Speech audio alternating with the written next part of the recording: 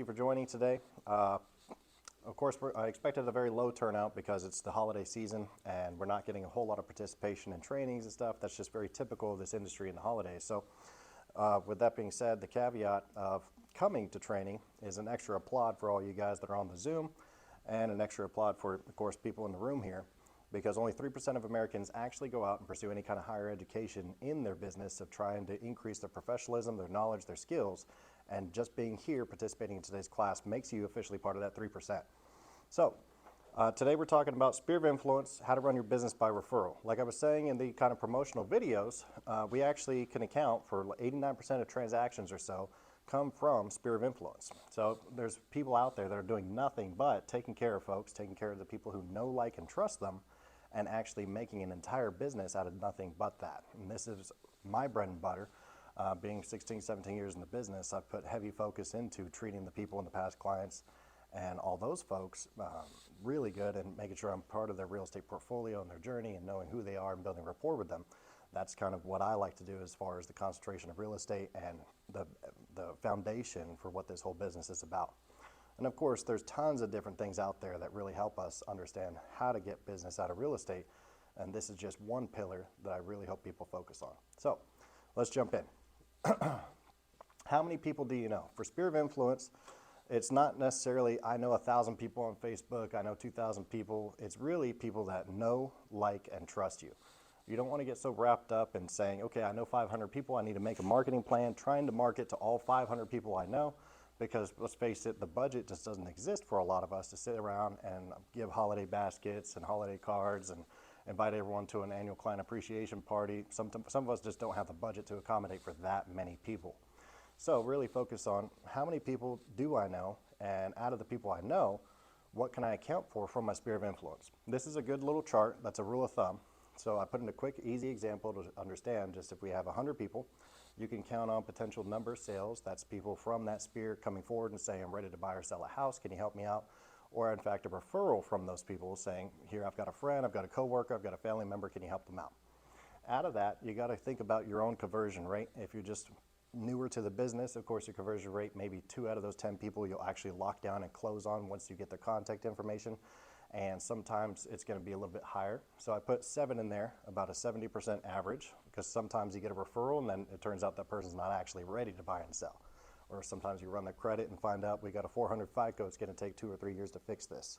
And so about a 7% conversion rate, and actual average commission is based on today's median home sale price, which is right about that $840,000 price range. So if we calculate an average of 2.5% commission off of each potential deal, say that we get 7 deals from our sphere of influence, you're looking at about $147,000 every year in commission that you could and should be earning if you're marketing to your sphere of influence correctly. If you really don't know who is in your sphere of influence, I put in the bottom there, you can open up your phone, scroll to the very bottom of it, and actually look, and you probably have thousands of people that automatically get loaded up into your contacts list somehow. And what if you really don't know who to talk to, I can also recommend just open up your phone and start dialing and reach out to them and say, hey, this is Scott, Coldwell Banker, and I'm reaching out because it's just been a few years since I've been really comfortable with getting face-to-face and communicating with people because of COVID, and I just wanted to circle back and touch base, and you're in my phone, who are you?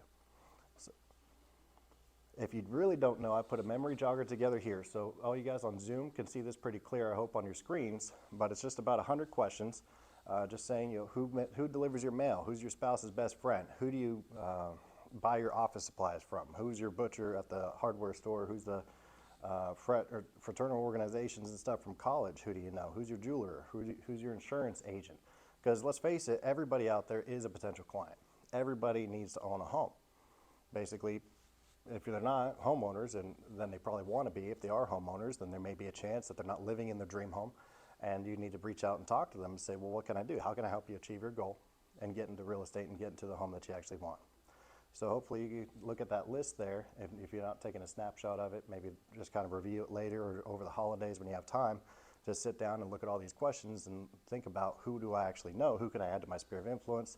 And I think a lot of us will be refreshed to find out that we know more people than we actually thought.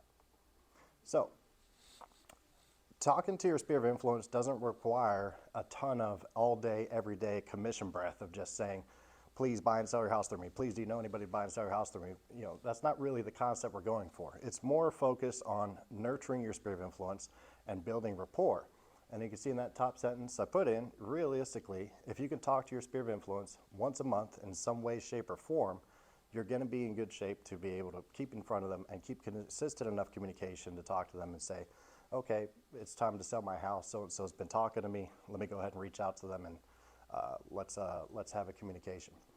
Keeping your sphere of influence organized and readily available is a pretty good idea. So what I personally do is keep them all in different Excel spreadsheets. I'm a little more old school than a lot of newer agents that are very much into the CRM systems and the computer systems to keep track of your sphere.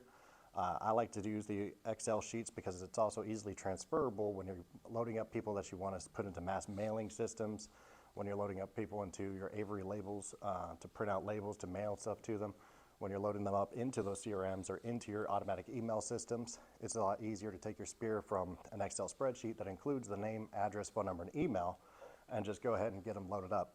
And you can also take Excel spreadsheets now, load them into platforms like Facebook and Instagram, and then create an automatic orientation boost to push ads their direction. I think, Greg, we're probably going to have an online class at some point in time to go a little more detail about stuff like that. And so just keep an eye out for that on the actual agenda for the class list. So the first thing my advice would be when I was talking about our sphere of influence is what kind of attitude do we have towards serving our clients? And I put in red my kind of attitude is that I want to be their resource for everything real estate. If they need a gardener, I would like the phone call for a recommendation for a gardener. If they have a question about where they should buy their paint for their house because they're going to repaint things, I want the phone call. And of course, if they have a question of what did my neighbor just sell their house for, I want the phone call to be able to do the research and find the information out and talk to them. Well, why are you asking? Because it looks like you got 100 grand, 200 grand, 300 grand of equity, and you were telling me this isn't exactly the neighborhood you want to live into, but at the time we got you in there because that was what the budget constraints let us do. And so now we're having a back and forth conversation. So my objective with my marketing to my sphere of influence and how I'm talking to them and working with them is I want to make it known that I am their resource for everything real estate. And your own attitude could be anything you want it to be. It could be that, you know, I just want to be there when they want to sell the house. I don't want to represent buyers anymore, so everything I do will just say, I'm here to sell your house, I'm here to list houses, that's it. So it could be anything you want it to be, but you need to determine what is your attitude because your marketing needs to be sequential and consistent in that nature. And then the second part there, what's your service marketing plan to keep your sphere of influence informed on real estate and connected with you? So do we actually have a plan? That's the biggest thing I see when people are failing in real estate or they're having a hard time getting off the ground running, especially in that first 2 or 3 years of being in the business, and they're struggling and they say, okay, I ran through the 2 friends that I got my real estate license for, and I've been reaching out to people, but nobody else is buying. I see you're kind of smirking a little bit, so you understand you're probably seeing that with other agents out in the industry too, that the struggle is, what am I doing wrong? Well, what are you actually doing? Do you have a plan? So before the class is over, I've got 5 very simple, very cost-effective marketing plans to keep in touch with your sphere of influence that I'll be sharing. And what in your marketing plan is going to encourage them to use and refer your services. So that what I'm getting at there is what is your value proposition with your marketing? Are we just saying, come buy and sell a house through me, come buy and sell a house through me, come buy and sell a house through me? Or are you showing them, hey, I've sold X amount of homes. Hey, I have this much experience. Hey, I have the inside knowledge on the latest loan programs that are out there. And I'm working with this lender. And if you'd like a consult, I'm more than happy to talk about different options so that when your family comes ready to buy, we have that San Diego Housing Commission program offering 20-25% down payment assistance. We have the inside knowledge on how high you can go on your VA loan products for your military friends when they get back from deployment with your family and they want to buy their first house.